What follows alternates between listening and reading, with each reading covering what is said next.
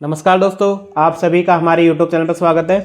दोस्तों, आज मैं कक्षा 6 व 7 के विद्यार्थियों के लिए प्रवाह हिंदी कार्य पुस्तिका में कार्यपत्रक नंबर 55 का संपूर्ण हल लेकर आया हूं। तो आप वीडियो को अंत तक देखिए और आप लोगों से विनती है, अगर आप हमारे चैनल पर नए हो तो चैनल को सब्सक्राइब कीजिए, वीडियो को लाइक कीजिए। कार्यपत्रक 55 है।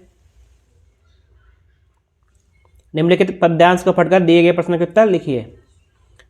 रखे परस्पर मेल मन से छोड़ अभिव्यक्ता, मन का मिलाप ही मिलन है, होती उसी से एकता। सब बैर और विरोध का बल बोध से वारण करो, है भिन्नता से खिन्नता हो, एकता को धारण करो।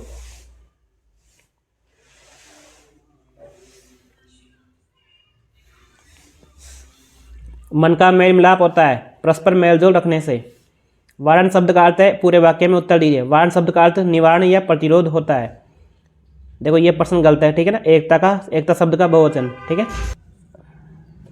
भारत देश में उत्तर से दक्षिण तक आपसी मेल मिलाप एवं एकता दिखाई देती है। इसके पीछे क्या कारण हो सकते हैं? तो भारत में विभिन्न संस्कृतियों, परंपराओं, धर्मों, जातियों, भाषाओं, नस्लों और जातीय समूह को आश्रय देता है, इसलिए इस एकता दिखाई देती है। नीचे तुकबंदी शब्दों की सहायता से कविता पूरी कीजिए। कल कल बहते सुंदर झरने मीठे गीत सुनाते हैं, झमझम बरस बरस कर बादल धरती की प्यास बुझाते हैं। चिड़िया अपने कलरव गानों से जीवन का गीत सुनाती है, सुंदर प्यारी तितलियाँ भी अपने राग बताती है। उपयुक्त पद्यांश का सार अपने शब्दों में लिखिए। हमें अपने मन से बैर भाव विरोध को दूर करके एक दूसरे के साथ मेल मिलाप का भाव बढ़ाना चाहिए, भिन्नता को दूर करके एकता को अपनाना चाहिए। कार्यपत्रक 56 है। निम्नलिखित कविता को पढ़कर दिए गए प्रश्नों के उत्तर लिखिए। राणा था रणधीर अकेला, था प्रताप रणवीर अकेला। सास का पुतला था भारी, मेवाड़ी सपूत अलबेला। मर्यादा का प्रतिपालक था, दुश्मन का प्रतिफल गालक था। अंत समय तक टेक नहीं छोड़ी, वह स्वराज्य का संचालक था। तो इसमें महाराणा प्रताप के बारे में बताया गया है। तो महाराणा प्रताप ने अपनी मातृभूमि की रक्षा के लिए युद्ध किया था अकबर से। महाराणा प्रताप ने अंत समय तक टेक न छोड़ी। प्रताप की टेक क्या थी? मेवाड़ को आज़ाद करने की टेक थी। प्रतिपालक शब्द में क प्रत्यय लगा हुआ है। आप भी इस पद्यांश में ऐसे शब्द ढूंढकर लिखिए। तो जैसे कि रणधीर, तो रण प्लस धीर, प्रणवीर, प्रण प्लस वीर या घालक। महाराणा प्रताप ने अपने देश की स्वतंत्रता के लिए संघर्ष किया, कभी हार नहीं मानी। ऐसे ही महान देशभक्तों के नाम लिखिए। भगत सिंह, लाला लाजपत राय, बिपिन चंद्र पाल, बाल गंगाधर तिलक, सुभाष चंद्र बोस और मंगल पांडे।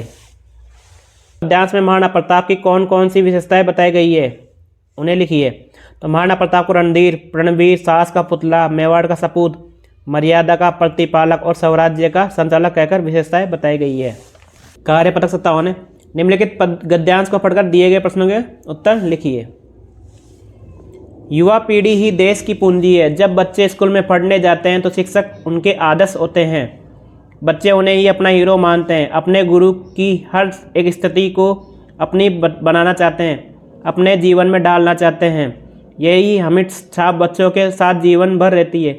इसलिए शिक्षक अपने जीवन को इस तरह दिए कि देश की युवा पीढ़ी सुदृढ़, सच्ची व योग्य बने। तो देश की पूंजी बताया गया है वो युवाओं को। युवाओं के आदर्श होते हैं शिक्षक। इस गद्यांश का शीर्षक हो सकता है आदर्श शिक्षक। योग्य का विलोम होगा अयोग्य। बच्चों पर किसकी अमिट छाप जीवन भर रहती है? बच्चों पर अपने गुरु के द्वारा किए गए बताए या कार्यों की छाप जीवन भर रहती है। शिक्षक को अपने जीवन किस प्रकार जीना चाहिए? शिक्षक को अपना जीवन इस तरह जीना चाहिए कि देश की युवा पीढ़ी सच्ची, सुदृढ़ व योग्य बन सके। अपने प्रिय शिक्षक के बारे में लिखिए तथा यह भी बताइए कि वो आपको अच्छे क्यों लगते हैं। तो मेरे प्रिय शिक्षक गणित व विज्ञान की अध्यापिका है। वे हमें पाठ्यपुस्तक के साथ साथ नैतिक शिक्षा भी की बातें तथा आने वाली कठिनाइयों का निराकरण सरलतापूर्वक करती है। कार्यपत्रक 58 है। निम्नलिखित गद्यांश को पढ़कर दिए गए प्रश्नों के उत्तर लिखिए। पैदल चलना हमारे जीवन का अहम हिस्सा है। प्रातः सूर्योदय से पहले उठकर दैनिक शौच कर्म से निपटकर हमें सूर्य का अभिवादन करना है। सुबह जितना संभव हो पैदल चलना चाहिए। सुबह की बहती हवा हमारी प्राणवायु है।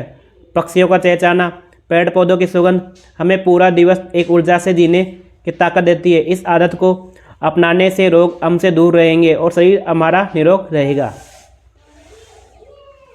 उपयुक्त गद्यांश में महत्व दर्शाया गया है पैदल चलने का। अभिवादन करना शब्द का सही अर्थ है स्वागत करना। प्राणवायु किसे कहा गया है? सुबह की बहती शुद्ध हवा को प्राणवायु कहा गया है। सुबह सुबह ऐसी कौन सी स्थितियाँ हैं जो हमें ऊर्जा से भर देती है?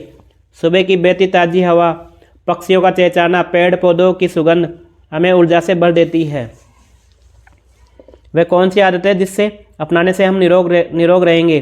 सुबह के समय पैदल चलना, व योग व्यायाम करना। सुबह पैदल चलने के क्या क्या फ़ायदे लिखिए। तो सुबह पैदल चलने से शरीर स्वस्थ रहता है, मांसपेशियां सुचारू रूप से कार्य करती है, शरीर में ताजगी एवं ऊर्जा का संचार होता है।